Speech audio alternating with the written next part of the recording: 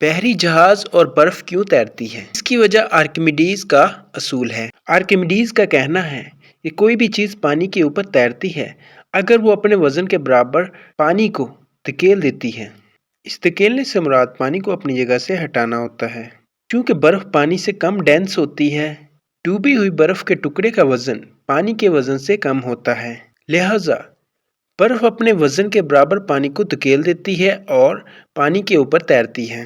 اور اسی طرح بحری جہاز بھی پانی کے اوپر تیرتے ہیں کیونکہ وہ اپنے وزن سے کہیں زیادہ پانی کو دھکیل دیتے ہیں، اور جب جہاز میں سوراخ ہو جاتا ہے اور اس میں پانی بھر جاتا ہے تو وہ پانی کے اندر ڈوب جاتے ہیں۔ چونکہ وہ اپنے وزن کے برابر پانی کو نہیں دھکیل پاتے، اسی لیے وہ پانی میں ڈوب جاتے ہیں۔ اب بات کرتے ہیں پرندے بجلی کی تاروں پر کیوں بیٹھ سکتے ہیں اور بجلی کی تاروں کے اوپر بیٹھنے کے باوجود ان کو کرنٹ کیوں نہیں لگتا۔ ہم اس بات سے بخوبی واقف ہیں کہ بجلی ایک لوپ میں بہتی ہے۔ جب پرندہ بجلی کی لائن پر اترتا ہے تو اس کے جسم سے بجلی نہیں گزرتی۔ جب یہ ایک ساتھ ہائی وولٹیج وائر اور لو وولٹیج وائر کو چھوتا ہے تو اس کے جسم میں بجلی ایک وائر سے دوسری وائر میں گزر جاتی ہے، اور اس طرح پرندوں کو بھی کرنٹ لگ سکتا ہے۔ چونکہ پرندہ ہمیشہ ایک ہی وائر پر بیٹھتا ہے اس لیے اس کو کرنٹ نہیں لگتا۔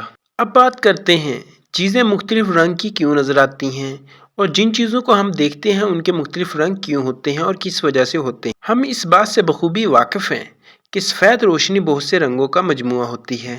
حقیقت میں ان 7 رنگوں میں ریڈ، اورنج، یلو، گرین، بلو، انڈیگو اور وائلٹ شامل ہیں۔ جب سفید روشنی کسی چیز پر پڑتی ہے تو اس کا کچھ حصہ ہی روشنی کو ریفلیکٹ کرتا ہے۔ یہ روشنی کی ریفلیکشن بالکل اسی طرح ہوتی ہے جیسے کوئی بال زمین سے یا پھر دیوار سے ٹکرا کے واپس آتی ہے۔ کوئی بھی چیز ایک ہی رنگ کو ریفلیکٹ کرتی ہے اور باقی تمام رنگوں کو جذب کر لیتی ہے۔ مثال کے طور پر ایک سرخ رنگ کی چیز جو سرخ رنگ کو ریفلیکٹ کرتی ہے اور باقی تمام رنگوں کو ایبزورب کر لیتی ہے۔ جب یہ سرخ رنگ ریفلیکٹ ہو کر ہماری آنکھوں تک پہنچتا ہے تو اس چیز کا رنگ ہمیں سرخ دکھائی دیتا ہے۔ اسی طرح مختلف چیزیں مختلف رنگوں کی ہوتی ہیں جو ان رنگوں کو ریفلیکٹ کرتی ہیں، اور جن کلرز کو ریفلیکٹ کرتی ہیں وہی کلر ہماری آنکھوں کو نظر آتے ہیں۔ اب بات کرتے ہیں کیا ہم خلا میں سن سکتے ہیں؟ تو اس بات کا آنسر ہے نہیں، ہم خلا میں کبھی بھی نہیں سن سکتے کیونکہ خلا میں ہوا نہیں ہوتی، اس لیے اسے خلا کہا جاتا ہے، اور اسی ہوا کے ذریعے کسی چیز سے پیدا شدہ آواز کو ایک جگہ سے دوسری جگہ منتقل کیا جاتا ہے۔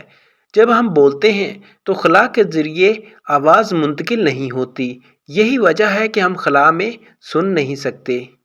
یہاں پہ ایک سوال پیدا ہوتا ہے، خلا میں ہم کیسے بات کر سکتے ہیں؟ تو اس بات کا آنسر ہے کہ ہم ریڈیو ویوز کے ذریعے یعنی الیکٹرو میگنیٹک ویوز کے ذریعے باتیں کر سکتے ہیں۔